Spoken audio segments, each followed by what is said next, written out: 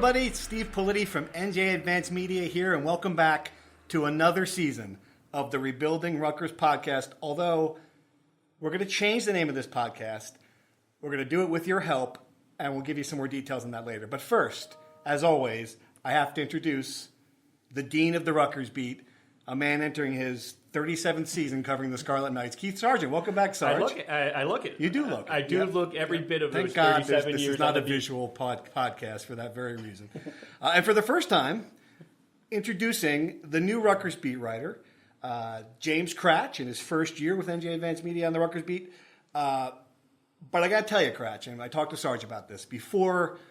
You know, we are the co-founders of this podcast, and before we can officially let you be the new co-host to replace Ryan Dunleavy, who is now managing a Cinnabon in Omaha. Before we can let you replace Dunleavy in this spot, Sarge and I want to ask you a few questions to make sure that you're qualified to do this. So we've come up with a list of 3 yes or no questions. I just need a yes or no on these 3 questions to make sure you can take his big shoes. Are you ready? I get it. I understand it. Let's go. All right. Question number 1. Have you seen a movie of cultural significance in your lifetime? Yes or no? Yes. Okay. Question number 2. Have you eaten a green vegetable in the last 20 years? Yes or no? Yes. Okay. And question number 3. Have you ever verbally assaulted a stadium employee who was trying to help you find the visiting press conference room at a Big Ten venue? No. Well, what do you 2 think, out of Sarge? 3. 2 out of 3. Pretty good batting average. I think we'll keep him. I think we're going to need a little muscle on the road. I would agree. I don't feel comfortable going on the road unless someone verbally assaults a helpful Midwesterner. He had me at the vegetable. Right, exactly. Think about those Friday night meals. If we can go on the road and order like asparagus, we don't have to once, go to Friendlies. That's Olive Garden. I think he's in. I actually have to say, if we have time, I have a story along those lines about assaulting a stadium worker verbally. We'll get to later. I'm very excited. We're going to end the podcast. But Kratch, all right. So tell the people who don't know you. You are a lifelong football fan. Give your 30-second background here. James Kratch, born in New Jersey, was going to go to Rutgers until, fortunately for me, South Carolina gave me a better financial aid package. Covered high schools for 4 years, I think, between Dorff and NJ Advanced Media. Did the Giants for 3. Dunleavy and I swapped in January, so I'm not totally new. Most of the good people listening to this podcast will know who I am. But now I'm here, and Rutgers is going to play a football game in a couple of days. That's right, yeah. So, like a lot of Rutgers recruits, you reneged on your commitment, basically. I'm just hoping that Rutgers fans get obsessed with you going to a Carolina as they are about me going to a Carolina. That would be a really nice. We cheat. We don't really have success with it. That's part of our issue. I want to hear some good stories about Steve Spurrier before we're done with this podcast too. All right, well, let's get right to football. Come on, we got a game in a week. Can we talk about exciting. football? Can we talk about football? All right, got a game in a week. This is exciting. My favorite time of year when we think we know it's going to happen in a lot of ways, but you don't. The ball's going to be in the air soon. It's kind of anticipation, and I can't remember more excitement about incoming quarterback as the one we're going to see here. Yep. By the time people listen to this, are we going to have a starting quarterback, or is what's taking so long with this announcement? That's a great question. Look, I think, and Sarge can attest to this, everything you hear and see and all the buzz around the program points to Art Sikowski, true freshman, being the starting quarterback against Texas State, having a pretty long leash, I would assume, and then kind of going to this new era, this future of the program. However, Chris Ash is not announced a starting quarterback yet. And when we were in practice most recently, we only saw like 2 11-on-11 snaps. And Gio Rossino took them. Now, my understanding is the minute we leave, or thereabouts, Art goes in, and they split them. Oh, Chris Ash, you dirty devil. So that's the big thing. I mean, I think that they know what they're doing, but they haven't told the world yet necessarily. I think the writing's on the wall. Sikowski's going to be the guy. I wouldn't bet the mortgage on it, but I would certainly bet. Now that sports betting's illegal in New Jersey, I would I would bet a lot on it. But I am trying to get to caution this because we've covered a lot of true freshmen who have come, and everyone's the flavor of the week. even in the Ash era, whether it was Tylen Oden or Jonathan Lewis a year ago, try not to put too much expectations. I've been watching Sikowski. He's an Old Bridge guy. I actually grew up in Old Bridge. I've been watching him basically since his sophomore year, and he's grown up throughout that. I think he's going to be really, really good. Is he going to step in and light the Big Ten on fire? I don't know, but I think he's going to be very good. And I think he's going to start from day one. And I think when Ash makes the announcement, and he's a smart guy, he will point out that all three quarterbacks are going to play. We've seen this with guys. Remember when Mike Teal took over as a quarterback? It was like, here he is, the next, he is the future of the program. And then Ryan Hart started the bowl game. So there's a history of these guys are going to have a role. I think Gio's going to play in Big Ten games. If I'm him, if I'm Ash, you want Art to start the first game because it's Texas State and get some confidence. But in week 2 against Ohio State, you're playing all three quarterbacks. There's also a history of the columnist from the Star Ledger, NJ Advanced Media, saying that the guy is the guy, like Kyle Bolin, and I'm not familiar with that. Yeah, there's a history of calling the guy, maybe a little bit before, but can you wait maybe till halftime against Texas I never thought State? I'd say this, but I already missed Dunleavy. I will say this: I think you're right about Ohio State, and I think that's something Chris Ash and his staff have to consider. Is that after Texas State, there's no real soft spot to get Art in. A lot of fans would say, well, let Gio start against Texas State and Ohio State and get through that game, and then we'll play Art against Kansas. Well, I know Kansas is horrible, but it's still a Big 12 team on the road. Right. And you have to win that game if you're going to go to a bowl game this year. Buffalo might win the MAC. Buffalo's better than Eastern Michigan was a year ago. They're not going to be an easy game to win. You're not going to start them against Indiana at home for the first time. So I feel like you have to get, if Art is going to be the quarterback, you just have to put him on the field. And last thing, everything that John McNulty has said about the offense he wants to run, get the ball down the field, chunk plays. Right. That's Art. I just don't see them going to Gio and running this ground and pound. Let's let the defense win the game at the last minute. But you hit the nail on the head because, Gio has come in and, whether it was week 4, week 5, week 6 or whatever, the last 2 years has come in and has given the offense a jolt. Does Chris Ash do that this year? I think he shouldn't. I think once you go with Art, you have to develop a quarterback. He's not Chris Ash is not a head coach who has any job security issues. He needs to develop a quarterback at some point. And the other thing is, you kind of touched on, Jonathan Lewis, will you have a package? I pressed John McNulty on it. He didn't say, no way, but he did say that he wants to get his best, athletes on the field.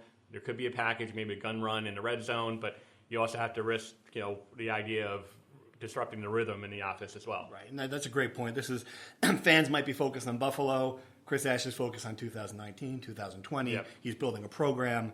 Obviously he wants to go to bowl this year, but he knows, and he said it, he knows he can't advance this program without having a quarterback. On the other side of the ball, you guys have been watching this defense. I think we saw what a Chris Ash defense can be last year in glimpses. Won them a couple games. There's still a lot of questions that I have, especially about the pass rush and the defensive line and whether this defense can hold up against a big offense. Kratch, you've been there every day. Is this going to be an improved defense compared to last year? I think it can be, but I think you hit the nail on the head. It has to be that pass rush. The defensive line, the 4 starters, they feel pretty good about. They think they have Big Ten caliber players there and guys who actually could be, difference makers. But the depth of defensive line after that is just, it's not there. It's not proven. It's a lot of young guys. They've got an excellent secondary. Could be one of the best secondaries in the Big Ten. But those guys can only do so much if there's no push up front. And right now, we don't have anything that proves or says that they are going to get that push. Yeah, depth is the one issue. Keep in mind, I think they played winning football in 8 of the 12 games, winning defensive football in 8 and they have a lot of guys back. Depth is a big issue, but I do think that their linebacker core, their back 7, I think is really solid. Again, injuries are the one unknown, and I think they had Big Ten starters at 10, 11 of the spots, but depth-wise, I think it could be an issue. All right, so Kratch, I don't know if you know this, but last year we did a little feature called True and False, True or False. We're going to keep that this year. Okay. Very simple. I say a statement, you say true or false, then we'll go back and discuss them afterward. Sarge, do you remember this? I mean, I know you've, aging. I don't. I'm aging. All right. Well, do the best you can. All right, number 1, true or false, Art Sikowski will start 10 of the 12 games this season. True or false? True. Okay. True or false? You touched on this a little bit, but true or false? Jonathan Lewis will have some kind of significant change of pace role in this offense. True or false? True. False, because you said significant. Wow. Okay, now you're parsing words on me. True or false? Bo Melton will be the leading receiver with more than 700 yards receiving. True or false? False. Wow. That's a lot. False. False, okay. Jonathan Hilliman will be the team's leading rusher. True or false? False. False. Haha. This could be a good one to address later. True or false? The season opening crowd will top 40,000. True or false? Trying to get me in trouble already. False. False. Wow. Announced crowd? 40,000. No, I mean, false. Chris Ash has handled the credit card issue as well as he could do. True or false? True. True. True or false? Urban Meyer will coach again at Ohio State. True or false? True. True. Okay. True. DJ Durkin will coach again at Maryland. True or false? False. Big false. Yeah, it's a big false. And finally, you have secretly had a sex toy mailed to the NJM offices. True or false? False. No comment? Right now, someone's listening to that who hasn't read that story going, what the hell is Politi talking about? What is Google that, Dad? Zach Smith. What is he talking Amazon about? to keep it clean for your server at work. Please, Zach Smith, Amazon. Use an incognito window when you did it. I had it up on my screen, of course, and my wife walks in and says, what are you doing? And there it is. Zach Smith's, and of course it looks like an Amazon order. So you're like, what are you ordering on that? What is that for? Yeah, That's bad. I think we talked about it on Friday because that story breaks at like 5:30 on a Friday night, right? And I think we've all had some bad days on the beat in the last couple of years. I mean, I don't want to get into all Rutgers issues, but we've had some bad days, long days, stakeouts, all the bad days. But that's a bad day. If you're an Ohio State beat reporter and you see Brett McMurphy's timeline and you see that story, and you pull that up at 5:30 in the evening and you're at the dinner, that's a tough one. Imagine if you're like a board of trustee member at Ohio State. Like, all right, we got this investigation. We're coming along. We're wrapping up, and it's just like, what else is there? I mean, it just keeps coming and coming. Every other day, it seems a little nugget about Zach Smith. And that story is literally breaking as we're going. So it might be resolved by the time you listen to this. With Urban Meyer attended the meeting today with the board of trustees. I think it's fascinating, and we'll get to this a lot during the season. But the Big Ten image hit right now, and I'm interested in what you think. Are these problems good for Rutgers? Because A, you damage a program like Maryland, which you're fighting, but B, you're damaging the whole entirety of the Big Ten, which is an issue, right? Yeah, I mean, I think it could be good for Rutgers when you talk about Maryland, but let's see who they get because there's maybe Greg Schiano, Al Golden. There's guys who they could potentially get and come into New Jersey and recruit. Right. Maryland, right at this point. Forget about Penn State. Forget about Maryland would if they get a coach who knows what they're doing.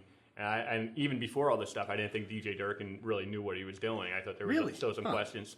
I mean, they've been a middling program, and they lost to Rutgers a year ago. So, if they get a coach who knows what they're doing and can recruit this corridor, it could be bad. But right now, obviously, you would think that he'd be able to capitalize on it for the next couple months. Yeah, I agree. I think whatever happens at Ohio State doesn't have much of an impact on Rutgers. Yeah. If Urban got fired, they just would get through this season with interim coach, probably still win 10 games, and they'd go hire Bob Stoops or Matt Campbell or whoever. They just go pick their coach, and they would just keep on rolling. Ohio State's fired two national championship winning coaches, and they just kept rolling. Right. The Maryland thing, Keith said it could help you out, but if someone shows up there and takes advantage of that kind of sleeping giant capability a lot of folks think that program has, it could be, be careful what you wish for. I will say this, okay, and it was 2 years ago, I think we were in the press box at Ohio State, and there was a columnist from Cleveland.com who was asking Politi, will Rutgers ever beat Ohio State? Right. And, the joke was like, you never know. I think Politi kind of nailed it, too, because Rutgers did beat Michigan in 2014 when Michigan they came in as a train wreck. They were 1 week off the concussion issue, and Brady Hoke was a train wreck. I will say this. I'm not picking Rutgers to beat Ohio State by any means, but this is a good example of, whether it could be a tattoo scandal, it could be anything that could derail Ohio State. Destabilize. Where Ohio State right now, 3 months ago, everyone's like, well, they're going to be a power forever. Rutgers will never beat them. But I'm not saying you're going to beat them this year, but these are the types of examples where a scandal like this could disrupt that. Getting them down to a level where they at least have a chance to beat them, whether or not they're going to. Yep. And that's what happened with Penn State, and that's what happened with Michigan. You're absolutely right. My bigger thing, though, and this is a macro concern for Rutgers, is they joined the Big Ten, and that's like a selling point now for them. Like, we're in this great conference.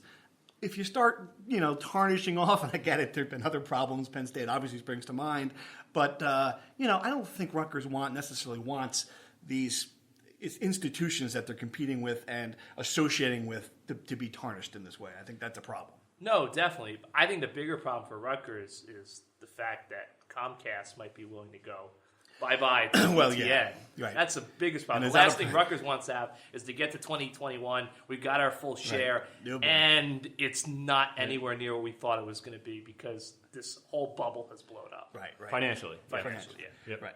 All right. So you mentioned the crowd, and both you guys went under on the 40,000. That, to me, is a significant issue for the season opener. I get it's not a good opponent, but still, it's the first game. Everyone I talk to, within marketing or, they are not optimistic about having, we've seen the season ticket numbers. We have a request in for it, but everyone you talk to are not optimistic. They're trying. If you look at a press release that they just put out, that they're throwing stuff up against the wall. It just hasn't. I will say this. They had a fan appreciation day the other day. It was not even close. I mean, by far and away, the fewest fans I've ever seen at a fan appreciation day. And you can say, well, Saturday, it wasn't really a beautiful beach day. And it's always on a Saturday. So, I mean, if that's a sign, it's not going to be good. Right. I know it's a Saturday, but at the same time, it's a Saturday everywhere else in the nation. I just, look, I will get into this more as the podcast and my time on the beat progresses, but the easiest thing a college football fan can do to try to help build their program is show up. Go to the game. I mean, there's enough ticket deals out there. Yeah. Obviously you would want, most people would want to pay the full freight for the season ticket in order to, help the program, kind of grow its funds, because obviously Rutgers needs all the money it can get, as they kind of bridge this gap to the full membership in the Big Ten. But come on, just come to the game. Just come to the game. Right. This is great. We've never had this happen before. So if you're not listening, Sarge has actually left the room for some reason, and now he's trying to get back in, and he's knocking, and the door locked behind him. Great, really good start here. We don't have a pause button. What happened? Where did you go? I got a text. I mean, I thought it was going to be the quarterback decision. I had to make sure. You couldn't look at your phone here. That would could have answered the phone. It was a source. I'm not going to. It's like an old Letterman bit. He used to answer the phone at the desk. Am I really dating myself? Remember that? He used to take phone calls. He'd call people on the phone. Netflix. I'm trying to run I'm trying to get news out to our loyal listeners, and I don't want to. Okay. Did something happen? No, it was my wife. Anyway, back to my rant. You guys just got to come to the game. It's like 7 minutes old. Just come to the game. I just don't understand it. I mean, yes, I understand that it's Saturday. It just seems that it's too nice out. Oh, we got this. Oh, we got that. Just come to the game. All right. 7 of them a year. Next feature, the Big Ten fan base we pissed off this week. It was a popular feature last year. Dunleavy won it 10 of 12. Do you recognize the song? I tell you, not my favorite. No, it's like a weak song for. And their band is phenomenal. Oh, the band is absolutely. Obviously, this is the Ohio State fan base. Where's the microphone on the? They just didn't like the idea we're that getting 45 seconds here. I'm going to the whole thing. I keep on going. They didn't like the idea that we would challenge. I wrote a column right away. Because I don't think whatever happens with, we could talk about Urban Meyer and what he did and didn't know, what he didn't report. The fact that this guy went to the Big Ten media days, and I know lying to the media is not a crime. Hello, Mr. President, but you would think that the guy would be more prepared, and with the ease that he just lied about knowing about this, to me it was just such a moment of, all right, you can make any excuse you want, but I'm sorry, your head coach is tarnished, and I don't know. I'm interested to see how that's going to go. If they keep him, how he's going to move forward with the media and with trusting of the fan base. I just remember in 2015, because the big thing is, and it turned out that Kyle Flood was lying through his teeth throughout the entire email stuff. And I remember the press conference, how awkward it was in mid-October where we're pressing on him. But a big thing is, the point is, credibility. And maybe you touched on it, in this day of age, maybe no one cares that if you lie to the media or, but doesn't it impact his ability to recruit? You would think it would, yeah, absolutely. Yeah. I know it's Ohio State, and I've read a couple of stories where recruiting hasn't been impacted, but you would think just from a credibility standpoint, how does he go into a living room and say, what he's saying? Yes. At that level, I know they're recruiting, but they're recruiting against, trying to get 5-star guys. At some point, your credibility does take a hit when you're lying, when you're known to be lying. Yeah, but I remember that. I mean, talk about 2015. You were happily covering, a functional team someplace else. But I would debated 2015 Giants more functional certainly than Rutgers. But it really was. It was an eye-opening experience because as a beat writer, and we knew more than we could report, obviously, and seeing what was happening inside the Rutgers program, and then having this, having Flood stand in front of you, and even worse, the Whisper campaign behind the scenes. Yep. I mean, it really does chisel away what you expect. And I don't expect Urban Meyer to be, St. Teresa here, but that to me really hurts him as a public figure, and considering how sanctimonious he's been and some of the stuff he said. Yeah. Well, I think the issue, in terms of the fan base, I mean, if Urban keeps his job, whether he's suspended, whatever, he's just going to say, all right, well, here's my crystal football, and I beat Michigan. They don't care. And they're going, hey, that's the thing about, what's blown me away about, lying to the media is the reaction in Columbus has basically been let's talk about football, coach. If Urban had just basically stood up there and said, I knew about this stuff, and I kept Zach Smith because I have reasons, go Bucks. I literally think people would be like, okay, coach, let's talk about that right guard battle. That's the way it has responded. And look, it's not just Ohio State. I think most big-time college programs would have that approach. But I do think Sarge is right. Recruiting, it's sharks out there, and if you're, and especially at Ohio State, when you're in an area with Penn State, with Michigan State, people are going to bring that up. Now, we'll see if it impacts them, but for now, it seems like they're okay. All right, you guys have any mean tweets? We should talk about you and Cale Sanderson, maybe. Roll back now. No. Is that too far back? That's probably too far back. Too far back. Right. Okay. Yeah, it has been a while, but I have so many of them. I don't know if I could single out one. I got a good one. This got me in trouble with the Rutgers fan base. Oh yeah. Have you seen this one? No. So Rutgers fans came after me after, I don't know if you saw the scandal. Just another scandal.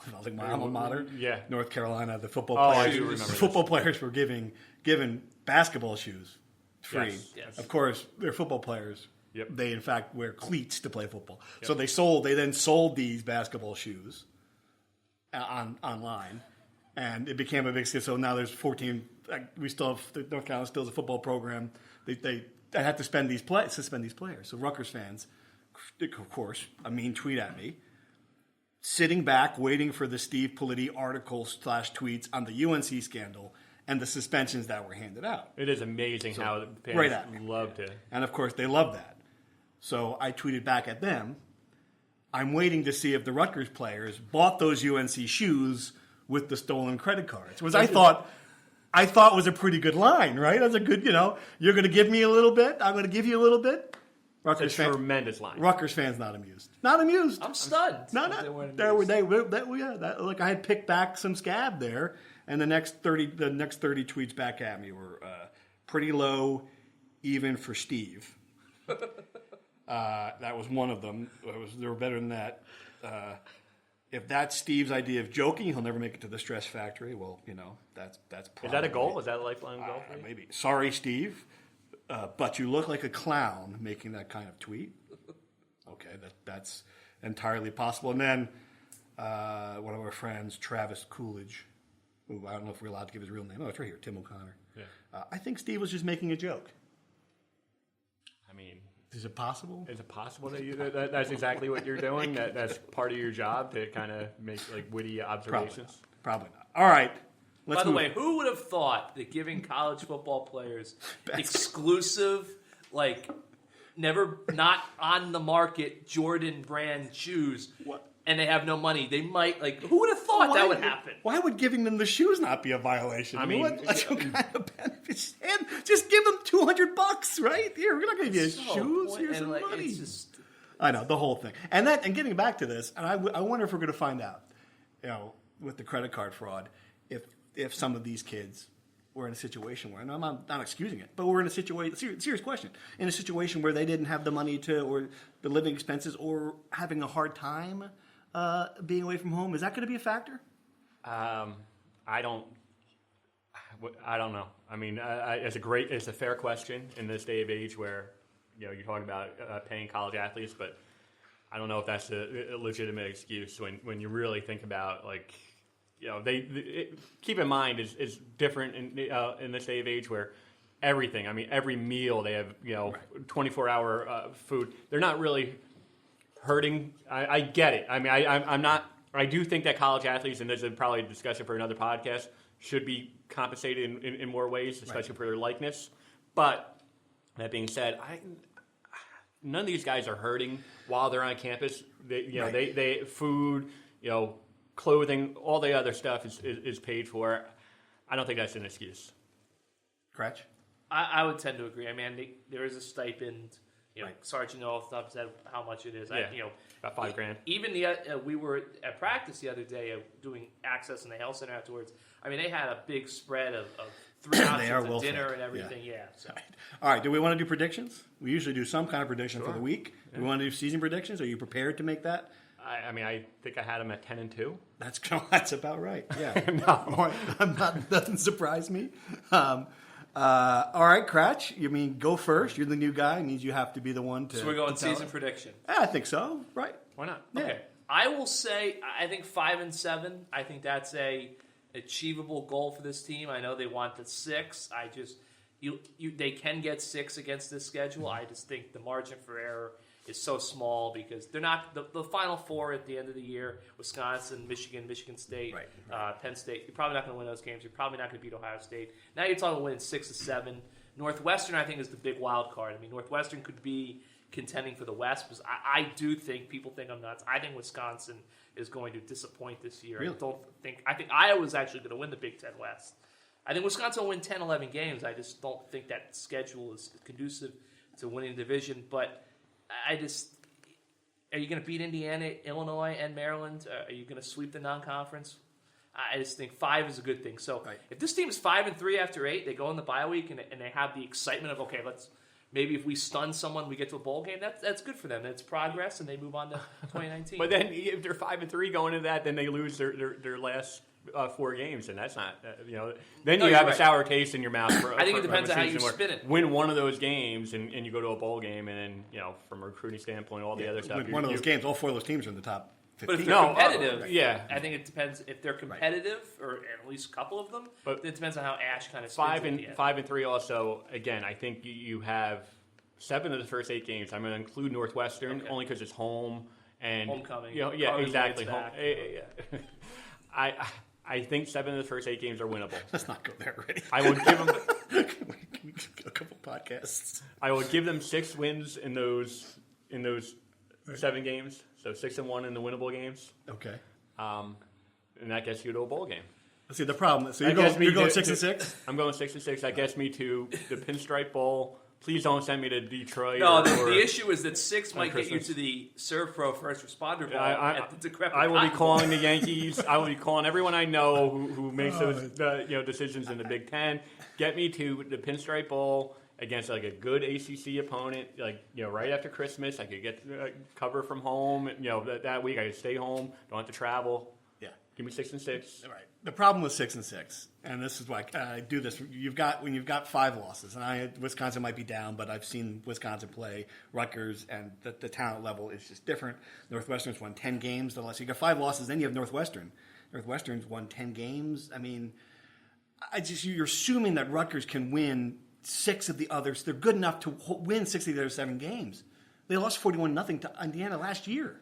I mean, Maryland's beaten them every other year. I get that Kansas isn't up to that level, and Buffalo's not as good. I do think that another 4-8 season is more realistic than climbing up to 4-8.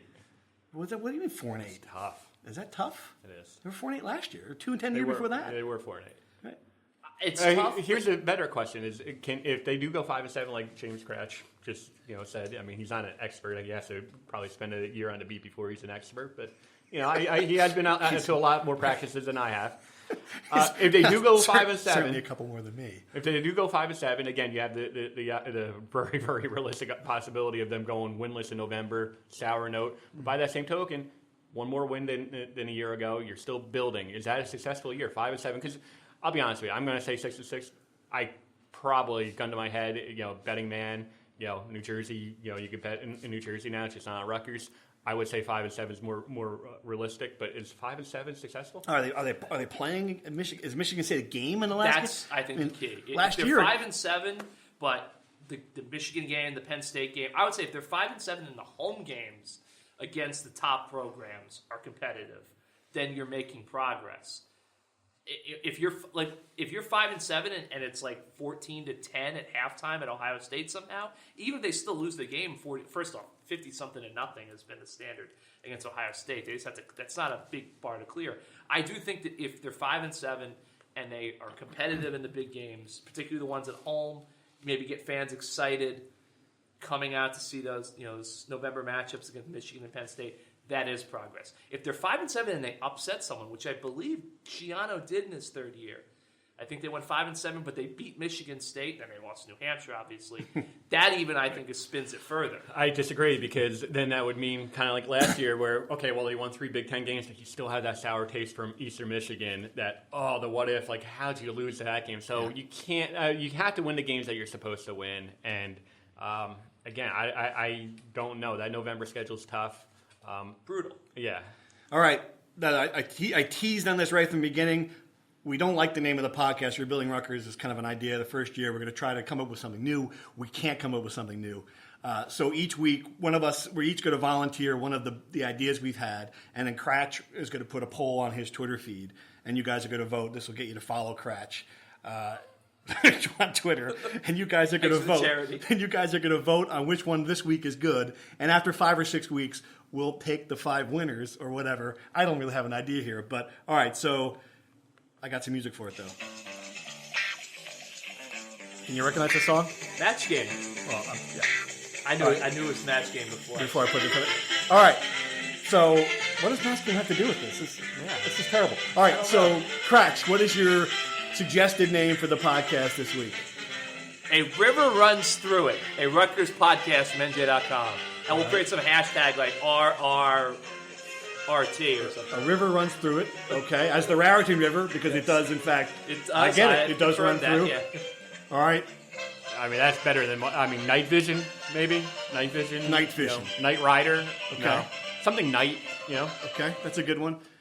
I mean, John Newman probably stole the best idea. John and Danny. I know they're competitors now. We probably shouldn't mention them. There's a lot of podcasts. There are a lot. Is that an option? But they're doing good work over there. So I was a guest on that podcast. And Kratch is going to be on it. But Kratch is going to be on it? I don't know if that's announced yet. Why do you think you haven't been invited? I can name probably about 10 reasons why, but interesting. Maybe the Darth Vader mask. And they had me on before you. That's maybe the breathing from the Darth Vader mask that I normally wear. There's another. There's another pod like the Rivals guys. The Scout guys became the Rivals guys, or what? Wait, Scout is now Rivals. The podcast, the Rutgers podcasting streets are quite. Which one is that on? That is on. I think they might both have podcasts. They both have podcasts. A lot of podcasts. Anyway, okay, so you're going to go with A River Runs Through It. You're saying Night Vision. Yeah. I'm going to go with Julie Herman's Playhouse. Like Pee Wee Herman's Playhouse, Julie Herman's Playhouse. You win. You win this week. What? Is that a $500,000 playhouse? We didn't even talk about that. All right. I think this would be another good feature, too. Kratch's funny story. We have to hear Kratch's funny story. Okay. Is it a funny story? It is a funny story. Right. So, sophomore year, South Carolina is playing Georgia. It's tradition, basically, the second Saturday of the season, South Carolina and Georgia play. Big game, obviously. South Carolina was still they weren't at the point yet where they'd kind of reached national prominence yet, but the game with Georgia is always close. So Sanford Stadium, if you've ever been there, Athens is a great college town, great place to watch a football game, loudest stadium I've ever been in. It's very complicated to find the media entrance. So I'm there for the student paper, and the TV station's there, and we're just doing laps and it's like 95 degrees. So I'm in a shirt and tie. It's Georgia heat and everything. And we get to this door, and this very elderly gentleman who says, like, you can't come in this door. Okay, that's fine. Where do we have to go? We've been walking around. He goes, I don't know. And at that very moment, Mike Patrick, the former ESPN announcer, walks by, and he goes, hey, Mike, and lets him right in the door.